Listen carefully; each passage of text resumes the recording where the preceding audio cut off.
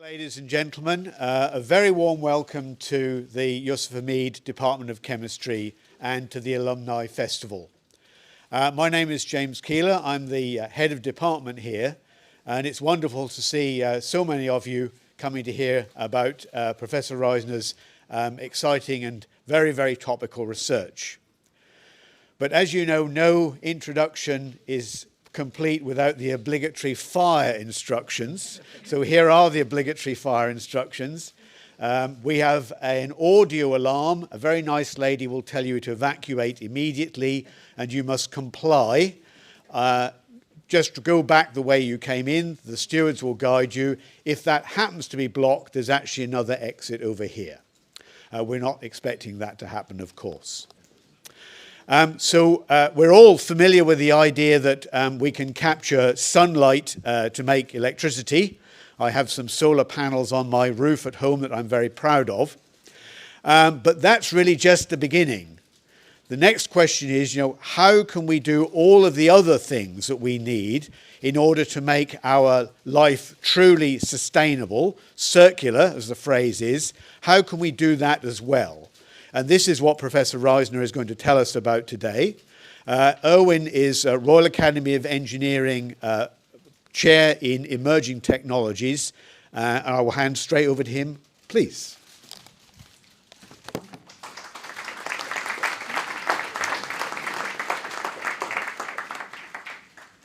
Thank you so much, Professor Keeler, for the very kind introduction, everyone for coming.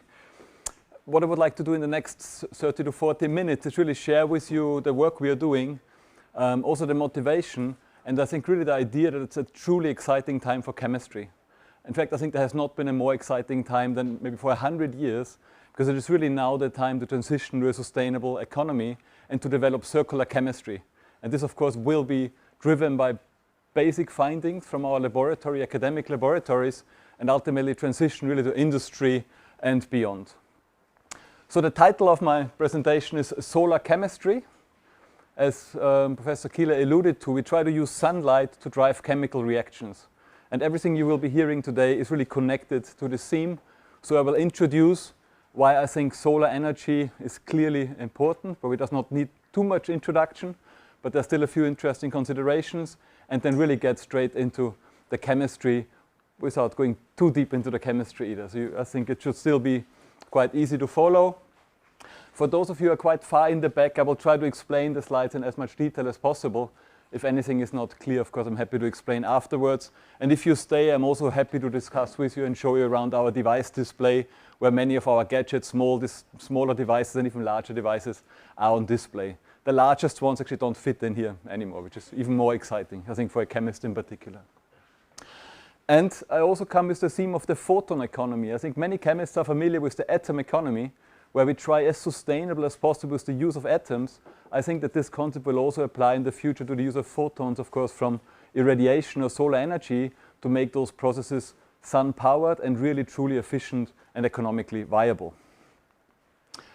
So why solar? You will be familiar with this picture that today we really rely on fossil fuels. So what you can see here is on the x-axis time, and on the y-axis is global energy consumption. And today it's about 2/3 or even more, 3/4 of energy is produced from coal, gas and oil. You can see a few other sources like nuclear, biomass and other renewables, but actually solar is not even labeled here yet. So despite the very fast progress, there's still quite limited energy generation from solar energy. But if you look at the projections, what's expected to happen in the next couple of decades, it's a quite dramatic shift. The prediction is that in fact within 20 years, solar energy is the dominant energy form. And this, of course, is driven by a complete collapse in solar energy prices in the last 15 to 20 years and mass manufacturing and economy of scale. And this will only continue. And I really think, of course, this will be complemented with wind and others, but this shift really means that this will play into our chemical industry. Because all of this coal, gas, oil does not just make electricity, a lot is being used for fuel and chemical production, not only as energy source, but actually to provide the feedstocks for the energy.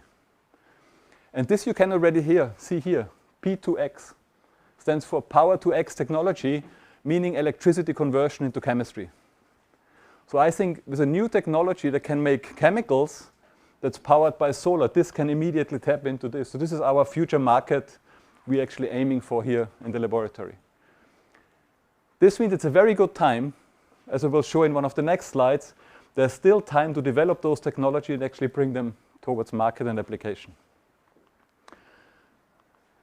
And this is what this graph shows. That's a bit technical, but I will talk you through, and also for those at the back.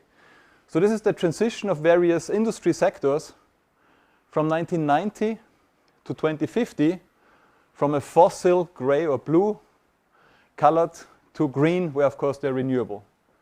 And you can see that electricity transition has progressed quite a lot. We are far beyond the tipping point where we go from niche to mass market and we enter late market development. This means, of course, photovoltaic, wind energy, hydroelectric are mature technologies and they come to stay. If we go one down, light road transport, this could be electric vehicles. In 2025, we are just past the tipping point. And this makes intuitively sense. There are a lot of electric vehicles on the road, and they were not there 10 years ago. And although this development has slowed down a bit, it will continue. But what happens all the way down? All the way down, for those in the back who can't read, this is chemicals. In fact, there's quite a lot, aviation, a lot of fuels, cement, steel, etc. So these sectors are the hardest to decarbonize. But it will happen eventually. And at the moment, the tipping points are predicted here, let's say 10, 15 years in the future. And I think this is really exciting for academic research, going back to the point I made before. We really have a blank sheet of paper to work on. We can develop new concepts, and there's enough time to develop them and actually bring them towards application. And I think this truly is the role of a university. Come up with new ideas and try to find a use for them. And this actually is something that is happening here in the chemistry department very strongly in many different areas. In my area specifically, we work on, of course, solar energy conversion. And for a couple of years, there has been quite a strong line or pipeline to have startups created from alumni in the group. So people like you, alumni from my laboratory, go out and found companies. Here are 4 examples, but we actually have close to 10 now, because there were 3 new founded by alumni only this year alone. So some example, one is Upcycling. They build electrolyzers to electrolyze carbon dioxide to fuel. KIH2 is a biomass electrolyzer startup. Radical Dot works on biomass conversion, and Protonera is our startup on solar plastic upcycling, and I will show in a moment what we are doing here. And those people are quite successful, and the development and the support is very, very strong. So the co-founders of Upcycling are David Wakeley. He was a PhD student in my lab, together with Sarah Lamaison. She was a master student, and they founded Upcycling. And as you can see, they're quite in good company. I think most people here know who this person is. I gave this lunchtime an outreach talk at Sixth Form College at Hills Road. The children don't quite know anymore who Bill Gates is, but he's a good investor, of course. So what is really the challenge here for chemistry?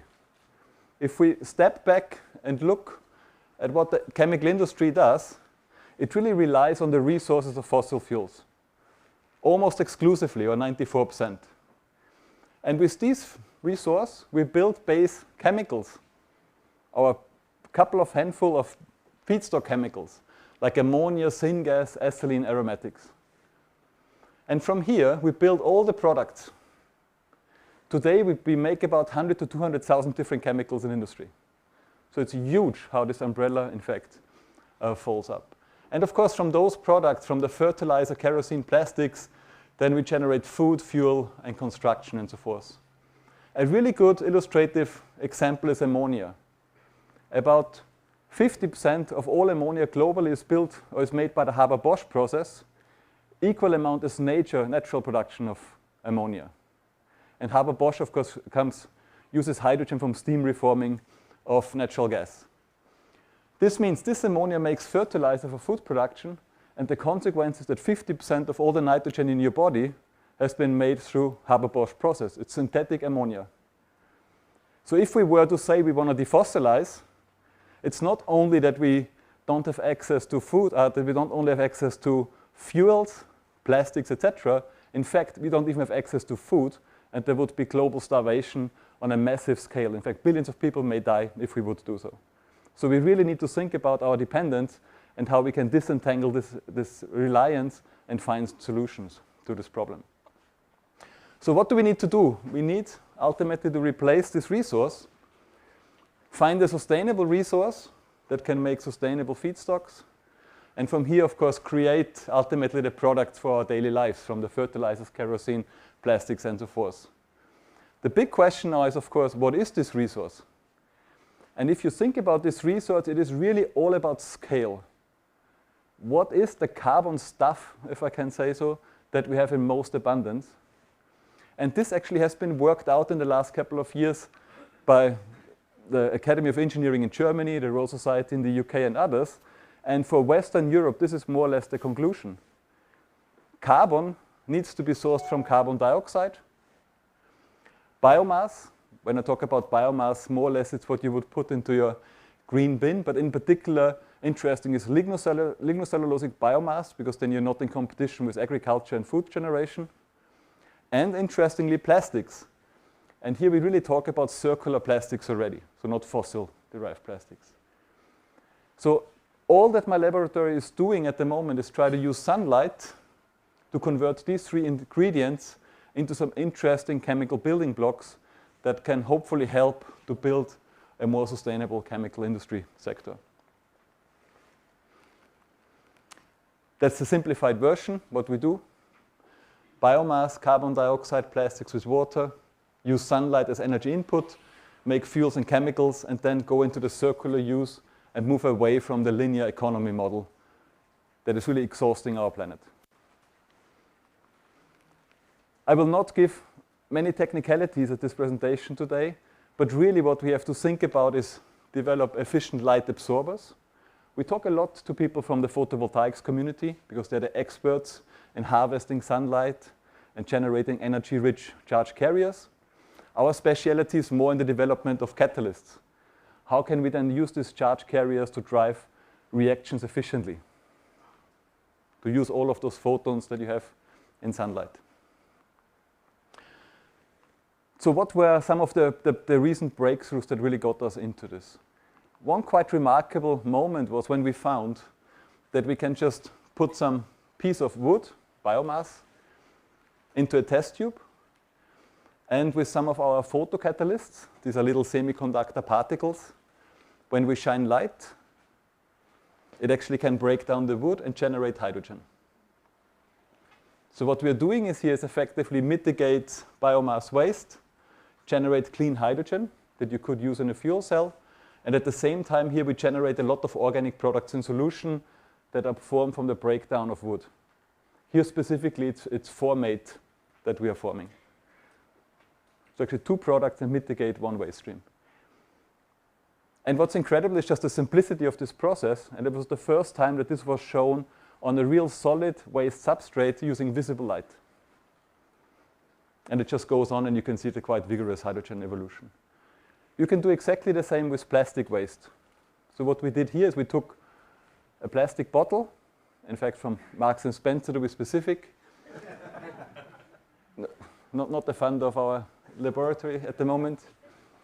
We coated this one with our semiconductor photocatalysts. You shine light, and again, it just starts breaking down the plastics, and we release the hydrogen, and again, in solution, we form, in this case, a quite ill-defined number of organic acids from this PET. 2018. 2020, we built the first artificial leaf that could directly convert carbon dioxide. What I mean with artificial leaf and this conversion is, this is a solar panel, effectively. When you shine light from the left, it takes carbon dioxide and water to generate syngas. Not sure why this is stopping the video. We generate syngas on this side from carbon dioxide, and on the back we oxidize water to oxygen. And this is a truly artificial photosynthetic reaction. If you recall natural photosynthesis, what the leaf does, it collects solar energy and converts carbon dioxide and water into oxygen and sugar. But we actually are not interested in sugar production. We want to make something that's actually more interesting for the chemical industry. And syngas is an extremely valuable fuel. So this was a real breakthrough demonstration, and it was actually 7 years that led to this result. That's how this leaf looks like. You can see when you turn it around. This is the syngas forming side that you can see here, and the back side is here. That's the water oxidation side. And what's happened is here we just have 2 layers of semiconductors coated with catalysts. The yellow light absorber takes the UV light and the blue light, and the remaining portion of the solar spectrum hits a perovskite light absorber that's here in the back and generates more charge carriers to produce our syngas. This was the time when COVID hit. And I really have to say COVID scientifically had certainly a sharpening effect to my laboratory. People were very focused, committed, and we made very good progress despite all the other difficulties, certainly that many of my students and postdocs faced who are living here from far away. But what happened is we started now to think about how can you actually build a device of such a system. There really was not much precedent on the chemistry, and of course nothing or barely anything really on the device construction. How would you deploy such a system? So we started first with quite a lot of 3D printing to go through many device iterations. And you can see 3D printing is great, it's very fast, but it's not most sophisticated, because you can see we use blue tack here to actually seal our reactors, but it holds an artificial leaf and it allows us at least to play with different configurations. This is an early flow reactor, going from batch to flow, meaning we can actually enable continuous processing, in this particular case of the plastic waste. And here's already a larger reactor where we convert textile fibers. So we got interested, can we do, instead of decomposing a PET water bottle, can we deal with fast fashion waste, for example, and generate something useful from there? And then we came up with systems that were actually extremely light and flexible. This is an artificial leaf that does exactly the same chemistry as before, converting CO2 into syngas and oxygen. But you can make it on a significant scale. We can bend it, and it is so light that you can even just have it floating on water. And this really was quite remarkable, because we can take these artificial leaves, put them in a little plastic bag filled with carbon dioxide, throw them on the river Cam, and in fact, within a day or so, they produce a couple of milliliters syngas. This will not change the world. No one will buy a milliliter of syngas. But it's quite interesting to play with those systems, because you come up with new ideas. And the idea here is that very often solar technology is very focused on land application, and an argument against solar technologies is always land is too expensive and cannot be scaled. But of course here this provides now access to open water deployment, wastewater tanks, etc., you name it. So there are new possibilities that academically are very interesting and that may really lead to something useful in the future. And from there, we really got more confident and we joined this competition. That's from the video I've just shown before Professor Kieler started the introduction. And this was now this major effort with my group, Virgil Andre and Moti Rahman, together with Sam Strength, he's a professor in chemical engineering, and his students, to really now develop a prototype benchtop reactor that demonstrated the solar syngas chemistry or this artificial photosynthesis. And this is exactly the reactor. This is benchtop size. In fact, you can see it here on the display. It has 100 small artificial leaves, and we demonstrated this reactor at this EIC, International Innovation Council, Horizon Prize competition in Italy over 3 days to really operate outdoors under real-world conditions, to use sunlight, convert carbon dioxide, and produce syngas. So what else did we do? Especially in the COVID pandemic, we got very interested also to look outdoors and real-world waste streams. So in fact, the first excursion we did as a laboratory was not go to a conference somewhere in the Canaries. We went to the Cambridge Waste Recycling Center in Water Beach. They were very surprised what we wanted to do there. We were the first visitors after the pandemic. We were very excited, in fact, and all we wanted to do is actually look at the trash. So, and we did go, this mountain of plastic waste you can see here is in fact from a weekend in Cambridge, and all of this will go to incineration. But if you look very closely, you will see a lot of plastics where you would assume it actually is being recycled. PET is a very good example of that. So PET actually is a prototype plastics for mechanical recycling, but from the moment it's mixed waste plastic or it's contaminated, it will also just be incinerated. And we really got a lot of inspiration from this visit and realized some of the extremely early stage technologies we are developing could be quite useful to deal with waste streams that have currently no solution. So we do not want to compete with mechanical recycling. We do not want to compete with more established chemical recycling methods. We only look at waste where there's really currently no option for recycling. And this was really the idea then ultimately for Protonera, for our startup we have on this topic. So what we try to do together with Jack Gu, he was a PhD student in biochemistry, and Arthur Lage was a PhD student in my group, to look at waste streams that are not recyclable and really create value from them. So in a simplified way, if you think about a water bottle, again, they would be contaminated. Can we source hydrogen? We know we can do this with sunlight. We can make organics. And also we can actually isolate some of the monomers back to make new virgin plastics. So that's much more valuable than just burning it or putting it into landfill. It's extremely early stage. There are many, many challenges, but it's a really interesting space to explore. And we are really developing here first-in-class prototypes for such kind of application. Solar chemistry, there is not really entrepreneurial space. There are no startups, so it's very interesting for us to see what opportunities there are. And if you walked into this room today, there should be somewhere, I believe here, in fact, a recycling bin. And this is a recycling bin we really use in the department already for a couple of months, because we are collecting PET bottles for our larger scale experiments. We need trash. And of course, it does not make sense to go back to Marks and Spencer and buy all of the water bottles. We source this internally in the department.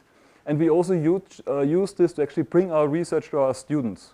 So these bins will also be in the lecture theaters. And when students, first to final year students, go into the lecture theaters, they know what we are doing and they can donate the PET water bottles to us. They shouldn't have bought them in the first place, but if they did, at least they can do something useful for us. And what happens then? When we receive the water bottles, they go to Jian Wu from my group. He cuts them down in small pieces. Then he puts them into a shredder. That's what he's doing now. So that's a warning for anyone want to do a postdoc or work with me. This is what you may end up doing.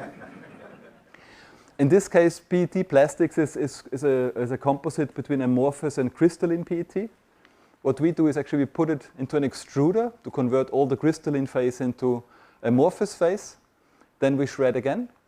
And then we put it into this bioreactor that Irina is running. And this bioreactor is filled with enzymes, and that's the interesting step of our process, that breaks down the plastics and solubilize it into its monomers. And these enzymes that we use, they're known as PETases. That's quite fascinating. So they were isolated about 10 years ago for the first time in Japan on plastic dumps, and they come from microbes that have already learned to eat and live on plastics. So I think it's the marvel of evolution, how quickly actually the biological world adapts to what we are doing to it. And these microbes express these PETases, so the ase suffix is always indication for enzyme. It breaks it down, it does the hard work for us.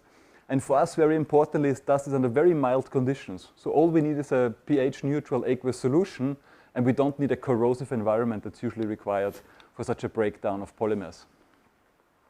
And when we have the broken down plastics, we go to our solar reactor. So this is now the larger one that we couldn't bring up here today. And we just fill up this reactor. It really looks like a solar panel now. We flow it in, and then with the sunlight, slowly the solubilized plastics is converted into hydrogen and our organics. And what we're doing at the moment is we see how efficient this process is, how much hydrogen we can produce, how much plastics we can convert, how much organic products we can produce, and then we feed this into a techno-economic analysis, into life cycle analysis, to get a really proper evaluation about the feasibility of this process. And you can see here, of course, the hydrogen bubbles coming out of the process. So that this works actually quite well. And yes, you may have noticed, we are doing this in front of the Chemistry of Health building. So I think what would be very inviting, also with Professor Keeler here in the audience, to think about a circular chemistry center to really take this work forward in the future. And actually it's quite serious. So we do have the ambition to create this Cambridge Circular Chemistry Center, where we convert petrochemical industry towards a net zero industry. Of course, we just want to make a small contribution. But I think even a small contribution to this big problem is worthwhile pursuing. And this Cambridge Center for Circular Chemistry really tackles exactly this approach I've been mentioning before, transitioning from fossil fuels to conversion and upcycling of CO2 biomass and plastics. And we don't have much time. So we really have to do much more, much faster to make this happen. For me, the time scale is clear. It's about 25 years. By 2050 is when I retire. That's thanks to the University of Cambridge continuously increasing the retirement age of its employees. And it also coincides with the Paris Agreement and a couple of other global targets, of course, to transition and move towards net zero. So how can the Circular Chemistry Center look like? We are really considering this at the moment to convert the floor of the chemistry department and really make it a state-of-the-art facility for this type of chemistry. So the real challenges we face that we are not a core chemistry group anymore. We work with materials chemists, we work with physicists, we have biologists in the laboratory, we do synthetic biology, engineers, process engineers, and we just need a space that allows us to bring all of those experts together. And it's beyond looking at round bottom flasks and Schlenk lines. We need something that really is suitable to drive this work in the best possible way forward. And that's something at the moment I try to fundraise and really try to create something where a couple of research groups with complementary expertise can work together, and where we have a true innovation pipeline that goes from basic science, what I would call the core strengths of Cambridge, really towards the entrepreneurial tech transfer system, and also have startups, in fact, inside our laboratory, everyone working together to find solutions to our problems. So what do we want to do? How could all of this look like? I think it's really interesting to think about scenarios. So if we think about the waste sector, on the example Cambridge, what happens? We are a beautiful city. We generate solid waste streams that come to a waste recycling facility. Of course, we separate plastics, biomass, metals, and then incinerate. Very little comes back from mechanical recycling. Most of it is burned. Energy recovery is a beautiful word to call this. Or it goes into landfills. As a starting point, there's actually a lot of free land next to waste recyclers. The landfill site, you cannot build there for 50 or 100 years. So this would be a great place for us to start our solar installations. Solar reforming reactors. And solar reforming, the solar chemistry we do, can also be used for wastewater treatment and purification. So this can help with clean water production. And of course, here we would source a lot of hydrogen that can be fed in the first stage immediately back into the waste recycling facility, and the excess goes back into the city of Cambridge. But of course, really what we want to access is the chemical industry. So this can be connected to air capture units. This can be connected to the whole solar chemical industry sector, if you want, where catalysts are provided, where metals from recycling are being utilized, where monomers and chemicals from the waste upcycling are being provided to the industry to ultimately really provide fuels, textiles, plastics, construction materials, pharmaceuticals, and so forth for Cambridge. I realize that's a lot to take in, and it's very, very ambitious, but I still think we need to start thinking in this direction and just be serious to see and make an effort to do what we can to find solutions. And that's my dear world, yours, Cambridge. If you think about it, the biggest advances in humanity really come from energy conversion. From learning to use biomass, have fire from biomass and generate heat, to converting heat into mechanical energy with a steam reforming process, to creation of electricity, these things have really transformed society. And I really think the solar to chemical conversion, the direct conversion, is a path to also be very transformative. There are too many challenges ahead, I completely accept that, but it provides possibilities and opportunities I think that need to be or could be harnessed. That's really what I wanted to share with you. I think there is a vision, there's a way forward. At least there's motivation. What I really would like to do is thank all the people who are doing the work. So that's my research group. It's my privilege to work with all those PhD students and postdocs. In particular, I'd like to thank here today is Adelia, Joya, Beverly, and Jen, who are helping to organize this wonderful event. And also Fiorella, Caroline, Chloe, Michael, and Nathan, who supported this event as well. And because we've just had the first alumni event from my own research group, we just turned 15 years a couple of weeks ago, I also share the picture from us. That's the lab's family. This was at St. John's College just very, very recently. And here I would also just acknowledge a few people in particular, who is Virgil Andre. I took quite some pictures from him here today, and also Moritz Kündel recorded a couple of videos that I've used. And Jenny Sang is an excellent member here of the department as well. And of course, everything I've shown ultimately comes either from the alumni or the current group. I will leave it there. I think we are ready for discussion. I hope you enjoyed it, and I'm happy to take any questions from you. Thank you.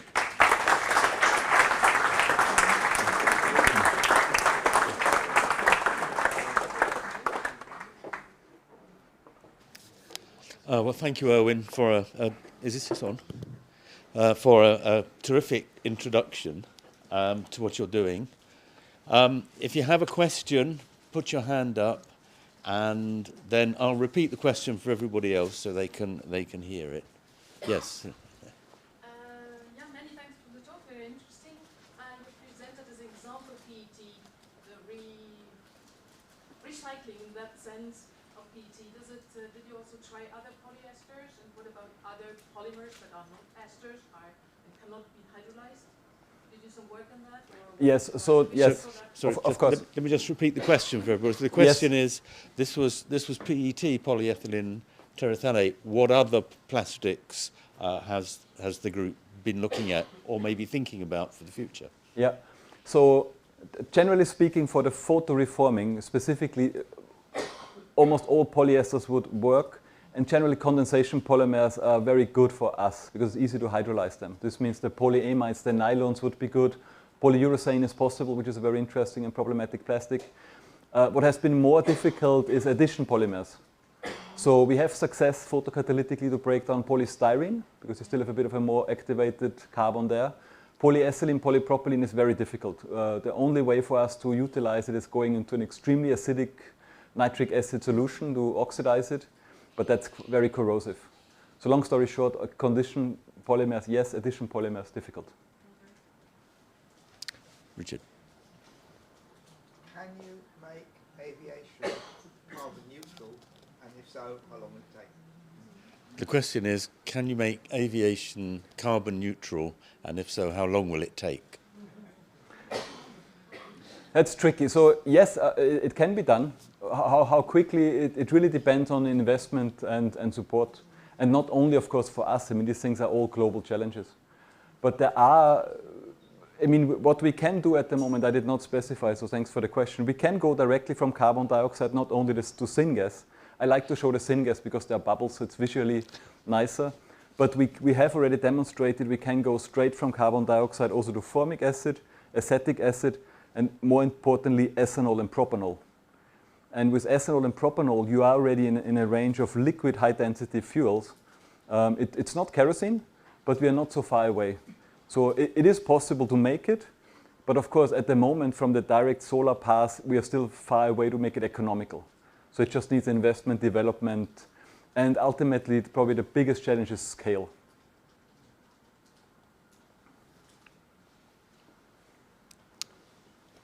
Question over there. Point about scale. How many orders of magnitude of scale are there between what you're doing in the lab today and the vision you showed in one of your last slides of a completely circular? Yeah. So I think one big, I'll get to your question in a moment. I think one of the big advantages of the solar approach is it can really be decentralized. So actually it can be done at small scale, and this is probably a good market niche compared to established fossil-derived centralized facilities. If we talk, so this means also smaller scale deployment could be quite useful, at least as an entry point to market. On the scale, that's tantalizing, because if you think about just hydrogen generation, we talk about 100 megaton scale per year. And 100 megaton is a lot of gas. A lot of gas bubbles you have to produce. So it's millions or more, we are away, a billion, right, times. So this means there are problems in efficiency and scale that need to be addressed. But it's very severe, yes. But maybe from a different angle is if you look, if you do the calculation, if you just want to produce the energy from sunlight to cover all energy on the globe, you would actually only need 0.2%, 10% efficient devices on land. So this means if you would cover, I think that was roughly the number, all of the UK, I'm not suggesting we should do this, but if you cover all of the UK on average solar intensity, then actually you could power the planet from this. So from the land area is not the real limitation, but it's still a lot to do, right? But it could be done globally. And can I follow up that question with one of my own? You haven't talked about the chemistry, but I know that there are transition metal catalysts involved. So when you get to an industrial scale, do you get to a point where the availability of metals or other components for your catalysts become limiting? I think it's one of the most important challenges in the whole energy transition. So I get back to the specifics in a moment. I think for many energy technologies we develop, from batteries to others, actually we cannot scale them for a long time anyway because we run out of resources if we don't get much, much better in recycling. So in some of the systems, at the moment we use also precious metals, rare metals, etc. But others do not. So my favorite example is one where actually we can make our photocatalyst from biomass waste.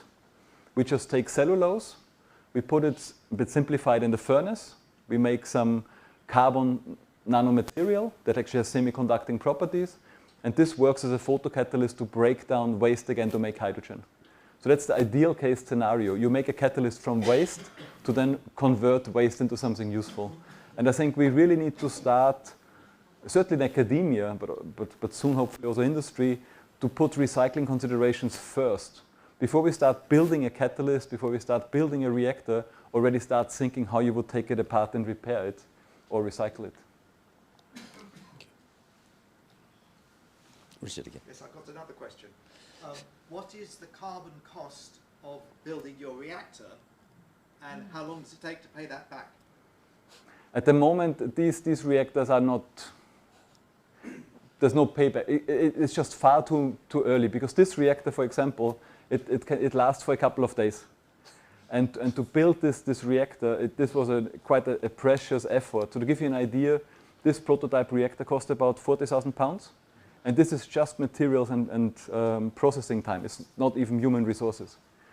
And to generate a couple of 100 milliliters of syngas, of course, that's not viable. So it's too early to really say, from what we have built today, to think about carbon payback, etc. That's something, it's too early. But you've seen from the timeline, right? All of these things just started really a few years ago. And we need a bit more time. Is work being done to encourage manufacturers to use polymers which are more easy for you to recycle? Well, the question is whether manufacturers can make polymers which are easier to recycle. They can, but I don't think that this is much of a focus. So, I mean, when we talk to polymer companies, waste recyclers, etc., it is really, everything boils down to the cost of the virgin plastics, and there's not much consideration about, from the economics, unfortunately, about recycling. And unfortunately, I really think there would need to be much stricter legislation that really demands a bit more from the producers. So when you said that this is carbon neutrality, and this is a concept that's nonsense at this stage, but you're quite firm about the 2050 deadline. So is that 2050 deadline built on what we're talking about with Paris and various other things, or is it a genuine bit of academic research that's been done that says 2015 is doable in these stages with this progress, which is absolutely realistic, or is it just we put a stake in the ground and we've got to get there no matter how difficult? I think for us, we just try to move as quickly as we possibly can. I personally find it from an academic perspective really impossible to really plan until 2050, because there's so many unknowns on the process. There's so many breakthroughs needed. I think the one thing that excites me is we are moving much, much quicker than anticipated. So if I go back where we were, so we started on this 15 years ago when I moved here as a lecturer, we really for the first 7 years talked about concepts, we had ideas, and we could develop parts of the process. But really to bringing everything together really made things moving at a quite unexpected pace. And this I find extremely encouraging because I mean, this is an area now that worldwide receives quite a lot of attention and resources and people and good smart people move into this. So I think as a collective, these things can move. That's what I try to say. But it's for me, it's completely beyond me because I don't know what if I have any funding in 10 years, I can't even that question. In academia, there's so much uncertainty. And I think that's also a good thing because it keeps us on our toes. But I think very important, and that's why I throw these things out there, is also the students and postdocs. We cannot waste time, right? I mean, there's a problem, it needs to be solved, and we need to focus. And the faster, the better. 2050 sounds like far away, but again, to scale all of this is tantalizing. But I think, long story short, our ambition is in 10 years to have a commercial product. Not to save the world's energy crisis, but at least to have something on the market. And I think from that moment, much more investment will be brought in, and then you can really scale and do things. But you know, we need the energy companies, we need all those companies that do very little, in my opinion.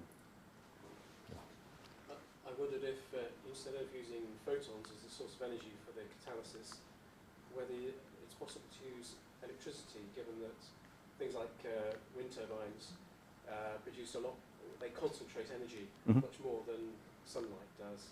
I can't imagine how you do it myself, but I don't know if there's any possibility that might be something in the future. To do chemistry? To use the electricity, yes. The voltage and the currents to produce the catalysis rather than relying on energy delivered by photons. Yes, so I think for us the biggest competition in a way is maybe not using wind but photovoltaics, produce electricity and then run an electrolyzer. And I think that's a very important point. For these technologies to succeed, we need to be either more efficient or create more value somehow than the more established technologies. But we have been in the last 5 years, I did not mention anything today, found really, I think, very good angles that the direct integration can be better than the decoupled photovoltaic electrolyzer or wind electrolyzer technology. And the reason is simply, with a direct integration, you can actually make better use of the whole solar spectrum. So if you take, for example, a photovoltaic panel, you use the UV and the visible light, and the infrared, the heat goes to waste.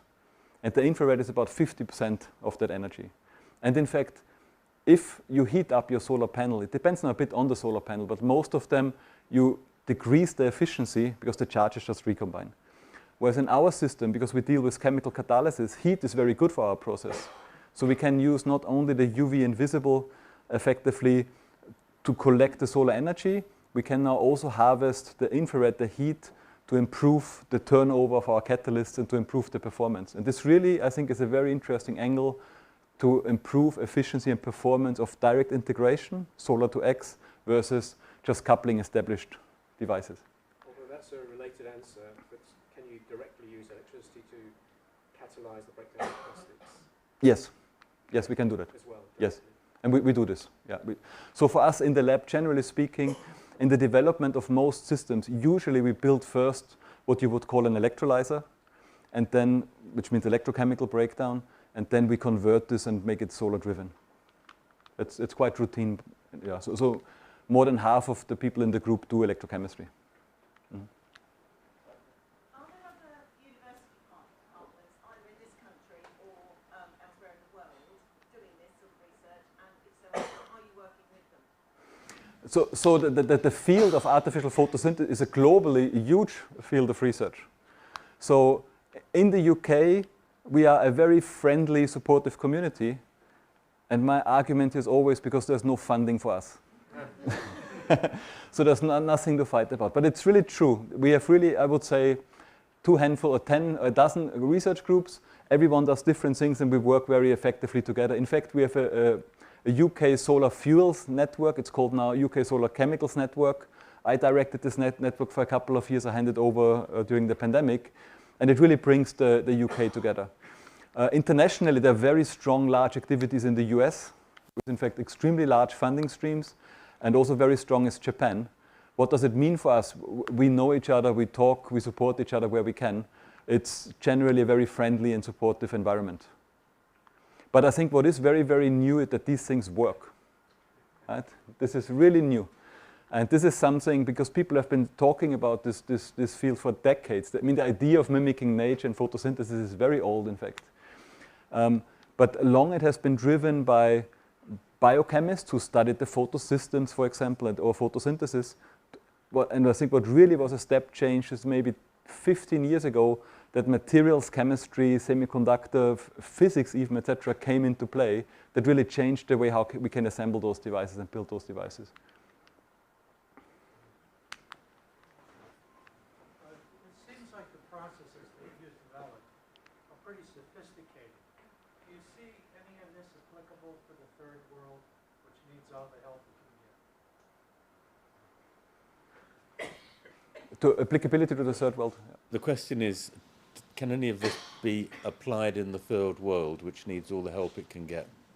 So, for many, including myself, we actually think some of the developing countries are the best customer, if I can say so bluntly. And the reason is because in many of those regions, first of all, of course, there's need for energy production, and there's no fossil incumbent. So this means we are not necessarily competing directly with ABC, you can probably imagine. There's really something that can be built from scratch. So this means you can think about decentralized applications and so forth. So in India very often comes up as a very interesting country because there's so much investment into renewable and there's so much potential to create something new and different. So you don't have to compete. And of course, many of the developing countries are extremely solar rich, photon rich, right? It's rich in the resource photons, which of course is for us is of essence. And also decentralized applications, as I mentioned before. You know, if you have a remote village somewhere, then this is almost ideal. Just to follow on from that, I mean, it seems to me that there's a very good analogy with what's happened in the world of the internet and telephones in the developing countries, is they've missed out all our more primitive landline technologies, and they've gone straight from having nothing to mobile phones everywhere, internet, satellite, and so on, because they haven't got the baggage of the last 50 to 100 years of fixed technology. And it seems to me that you have the potential here to mimic that kind of leap. Yes. Straight into the future. And in fact, if I can add another word, so what's great about Cambridge is that we have actually access to all sorts of different schemes, etc. And one of those is called iTeams, where we collect students from different fields, not from chemistry, to look at a certain technology. And the outcome of this investigation, they just pick up phones, call all sorts of stakeholders, companies, etc. And one of the outcomes was really a deployment in developing countries. And one of the uses they highlighted was especially concerning our solar-powered conversion of waste into hydrogen, because this hydrogen is very clean, so there's no carbon monoxide or anything else. And to deploy this for clean cooking, because in developing countries there are still 3 to 4 million people per year dying from dirty cooking just from their stoves. So if this could be replaced by feeding in hydrogen, this would be a major contribution. A small contribution maybe for the energy portfolio, but a massive contribution for health benefit for people in the developing countries. And at the moment we are exploring those niches very specifically, because again, we want to go into somewhere where there's space for us to develop. Okay, so we need to finish in a minute, so I'll take one final question. So, full disclosure, I'm a chemical engineer. Do you work closely with the chemical engineering and biotechnology groups? Because, I mean, traditionally, they're the ones who industrialize the chemistry that is formulated. So I say we pretend. And the reason is we find it, so I have a few also chemical engineers, but they're really coming more from chemistry in my group. We find it very difficult, in fact, to connect with engineers in particular and process engineers, what we urgently need even worse. And I think the difficulty is this is just a bit different worlds. And my feeling is, if I can be so blunt, engineers like to improve something they know and perfection it and squeeze another efficiency % out, etc. If they look at this, first of all, most won't even see it because, again, we work in different worlds, unfortunately. But even so, they don't quite know what to do with it, or rightly so, they say it's still quite far away. So, you know, they don't want to work on something that falls apart in 3 days, let's say. And that's kind of where I really think we need to bridge these worlds. And that's why I'm so keen on actually building this center where we can really say there's a chemical engineer, even as a faculty, in our department, and we just work together. We are locked up in the same lab, so to say, and we develop those technologies. Because I also think for engineers, this should be super exciting because it's a new device type to develop. It gives completely new engineering opportunities. Why would you develop another battery, so to say, if you can develop, I don't know, a solar reactor? I'm biased, heavily biased, but obviously there's more novelty there in my point of view. Okay, ladies and gentlemen, Erwin Reisner has given us, I think, a vision of how chemistry can be transformed, can transform itself and can help to transform and make more sustainable the world. So please join me in thanking Erwin for giving us a vision of what can be and what we hope will be. Thank you very much. Thank you.